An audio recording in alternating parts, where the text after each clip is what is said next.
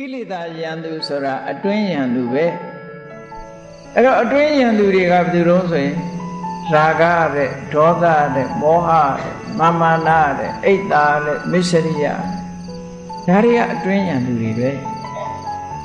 ကိုယ်စိတ်ကိုဖြည့်ဆည်းပြီးတော့ကိုယ့်ကိုယ်နှိမ့်ချနေအောင်လုပ်နေတဲ့ဘာဝတရားတွေပဲ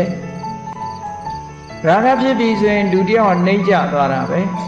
ဒေါသဖြစ်ရင်လည်းနှိမ့်ချသွားတာပဲမောဟဖြစ်ရင်လည်းနှိမ့်ချသွားတာရှုစင်းနေတဲ့စိတ်ကလေးတွေကပျက်စီးပြီးတော့ညှဉ်းနှွမ်းသွားတာအဲ့ဒါကမှအတွင်းယံတကယ်ယံသူတဲ့ကိုယ့်ကိုအောက်ကျနောက်ကျဖြစ်ပြီးအပင်ငရဲထိအောင်ပို့ပြလိုက်တာကအဲ့ဒီအတွင်းယံသူတွေသံဃာထဲမှာတရိစ္ဆာန်ဖြစ်အောင်လုပ်ပေးလိုက်တယ်ဒီလောက်ဆိုးတဲ့ယံသူပဲရှိမလဲ